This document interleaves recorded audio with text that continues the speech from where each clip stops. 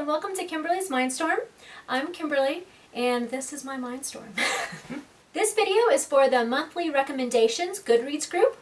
This is for March, so it is standalone novels. So novels that are solo. There's no series to read, there's no list of books that you just have to read before it or after it, or it ties into this, or it's a novelette to this, or so and so and so forth. I really like this month's topic because I read a lot of series and I do love them because you see more of the character, and if you really love that character you can see where they grow, or even sometimes their children and their children's children, so it's really interesting. But sometimes you just want to read one book. You want to read one, be done with it, not think about your TBR pile getting huge. So it's nice. It's nice every once in a while just to read one book and have some completion there. This GoodReads group was created by Kayla at Kayla Rayne and Trina from Between Chapters. They're good friends and booktubers, and they came up with this group. So if you'd like to join it also and give some monthly recommendations on a topic, I'll leave the information down below and you can go there, sign up, and do this also.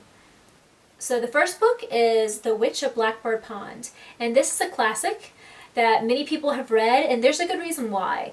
This one is an excellently written book, and you just fall in love with it because of not just the history, but the main character is very strong at a time period where women weren't supposed to be strong. In fact, if they were strong, they were called witches. Title. Now, it's about a girl named Kit, and she lives in the 1680s, and she lived on an island of Barbados. But the only relative she had, her grandfather, died, and so she had to sail by ship to Connecticut. And in those times, it was the Puritan days. So people were very religious, and you had to act in a certain way, and you had to do this and do that, and men could have some jobs and women could have some jobs, and it was just thought of that way. And they were very scared of change. So if anyone came in with new ideas or new ways to do things, then they would not be happy, and there would be consequences. And you kind of see this with Kit because she was raised in a very liberal, open-minded environment where she had more freedom, and then she comes here and she's expected to act in this certain very proper way and not to think too much about certain subjects or not to go out by herself. And it's not her personality. So it is based in that historical time period, so you get a little bit of history mixed in with your novel. It is a fiction novel, but I'm sure it drew from real life experiences that people had during this time period. So it's a very interesting book, and the writing's wonderful, and you get to see the inside of Kit's mind and see what she was thinking, and it's very relatable for a woman that likes her independence. So I really recommend reading this one, The Witch of Blackbird Pond. The next book that I have for you is 13 Reasons Why. And this is a contemporary young adult novel. It is by J. Asher. Now I had to read this for a college class that I was in. It was a young adult literature class. I'm assigned to be a media specialist. So one of my classes was all about young adult literature, which is wonderful. And I don't read a whole lot of contemporary. I usually read fantasy or fiction, sci-fi, things like that. So this was a nice breath of air for something different, and trigger warning, it does have suicide. The main character is actually committed suicide, and then she leaves tapes, 13 tapes, to kind of solve or tell why she did this. And so it's a very interesting way the story's even told, because you see it through these tapes in the eye of the person that she gave it to. Now if you like audiobooks, this would also be a great audiobook to kind of listen to, because you can hear her voice. I know if you go to the website, the author, I think they even have some of the tapes there so you can hear the narration as it goes on. And it's just a very real story. One thing that I really liked about the book 13 Reasons Why was that it explained how people that you may not know very well can affect you, and how you can affect other people in ways that you may not even know you did. So little things you say, body language, things you don't say when you maybe should have said something. Little things like that, those little hints in society. And I'm pretty good at reading people and picking up on those little hints, so it was really interesting to see how those things affected her and affected the people around her, and even the people that hear the tapes later on. So it's a really interesting story, a way of telling the story through the tapes. And it's just a really thought-provoking book. So after you read it, you have a lot to think about.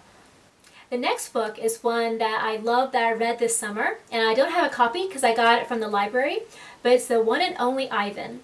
Now this is, I would say, a middle grades book, but it's so wonderful. Okay, don't let that throw you. I know some of you are just YA, you're like, I must read YA. But this book was so touching, and it won't take you very long to read. Check it out from the library, buy it from a bookstore. I think I'm going to go and buy a copy of it. I just want it for my own library.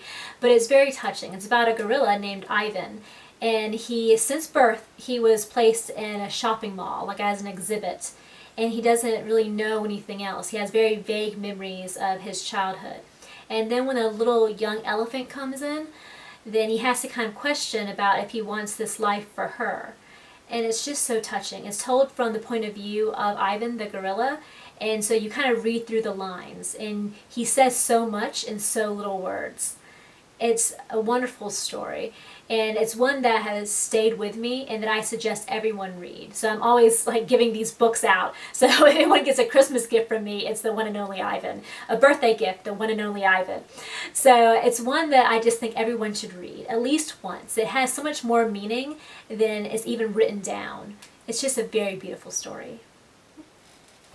So the next two books I have are children's books. The first book is Stella Luna. It's by Janelle Cannon. And Stella Luna's about a little bat, and there was a tussle, and this little bat fell into a bird's nest.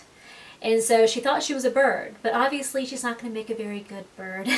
And so they're constantly yelling at her, like, be like this, do this, be like this, Stella Luna. And she can't. She wants to sleep upside down, but it's not what a bird should do. And so you'll have to read, but I'll tell you, it has a happy ending. Because I would want to know myself. But the illustrations in this are beautiful. She is a beautiful illustrator as well. And so you just look at these illustrations and your jaw drops. I love them.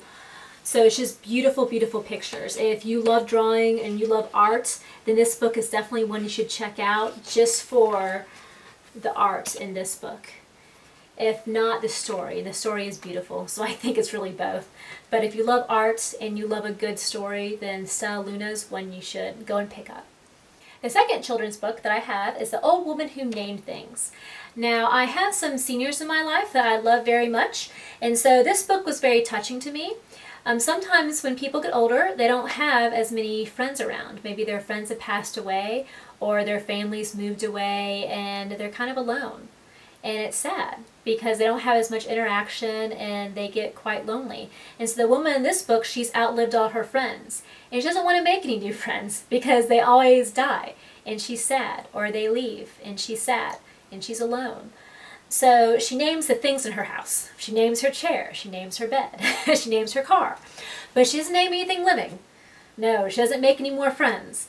Until this little stray dog comes around.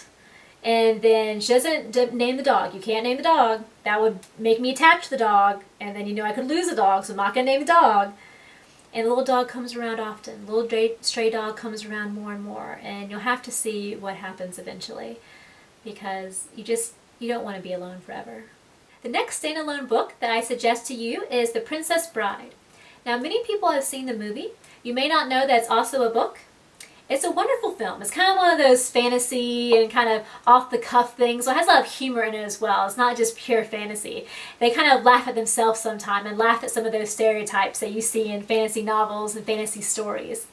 And it's about a girl named Buttercup who eventually becomes the bride to a king.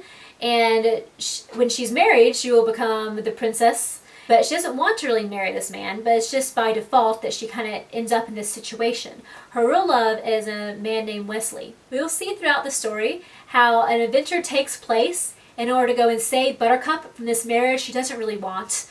And there's all these trials and sword fights and giants and walls and magic and pirates. I mean, it's a wonderful story. It just has all that stuff in it. So if you love a good adventure and you need some humor with your action, that's a great story to check out. The Princess Bride. Go pick it up.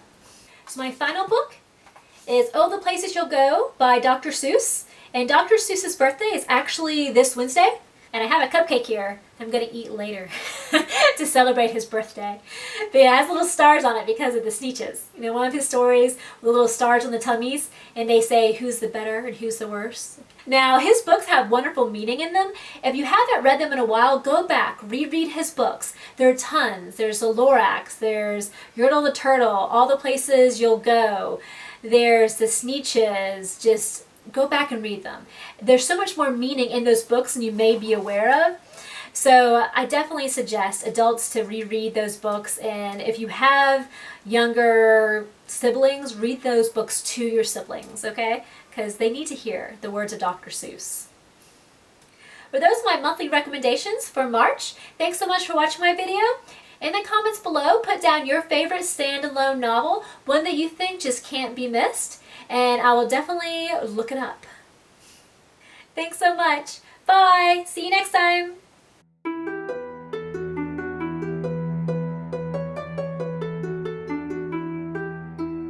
So Stella Luna is about a little owl. Oh, she's not an owl.